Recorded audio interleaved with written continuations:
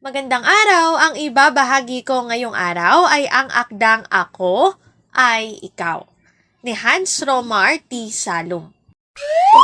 Magbasa, makinig, matuto at magsaya. Ako si Binibining Menya. Handa na ba kayo? Tara na, umpisa na nating isa-isahin at pira-pirasuhin ang mga detalyeng nakapaloob dito. Katulad ng binanggit ko kanina, ang ibabahagi ko ngayong araw ay ang akdang Ako ay Ikaw. Ako'y isang Pinoy sa puso't diwa, Pinoy na isinilang sa ating bansa. Ako'y hindi sanay sa mga wikang banyaga, ako'y Pinoy na may sariling wika. Wikang pambansa ang gamit kong salita. Hi! Napakaganda sa pandinig ang awiting ito ni Florante. Damang-dama ang pagmamahal ng mga awit sa akin. Matagal na panahon na rin simula nang ako ay ipaglaban ni dating Pangulong Manuel L. Quezon.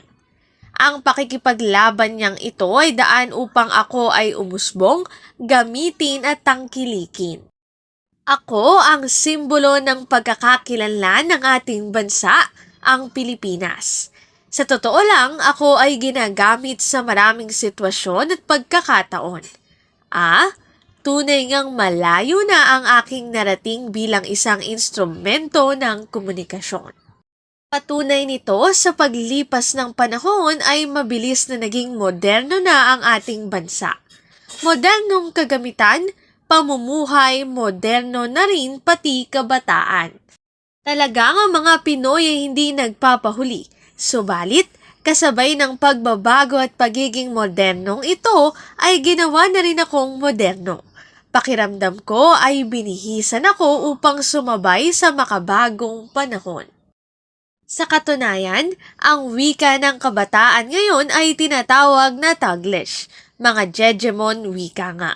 Ang salitang nanay sasabihing mudra, ang tatay ay pudra. May magsasabi ring I wanna make bilidat sapatos. Hi, kailangan bang kasabay ng pagbabago ay pagbabago sa akin? Nasaan na ang pinaglabang wika? Mga kabataan, ang totoo, ako ay ikaw na sasalamin sa ating bansa. Hindi masama ang pag-unlad at ang pagbabago kung ang pagbabagong ito ay para sa ikabubuti at ikaaayos ng komunikasyon. Sa makabagong panahon, gamitin mo ako sa iyong wika kung iyan ang ibig mo. Piliin lamang sa tamang panahon at tamang sitwasyon. Tiyak na ang ating patuloy na pag-unlad at ang pagbabago kung ang pagbabagong ito ay para sa ikabubuti at ikaaayos ng komunikasyon. Sa makabagong panahon, gamitin mo ako sa iyong wika kung iyan ang ibig mo. Piliin lamang sa tamang panahon at tamang sitwasyon, tiyak na ang ating patuloy na pag-unlad. Narito ang aking sanggunian ng mga impormasyong nakatala sa bawat slides. Kung interesado kayo na magbasa pa, maaari niyong bisitahin ang website na ito. Ako ay Ikaw ni Hans Romar T. Salum.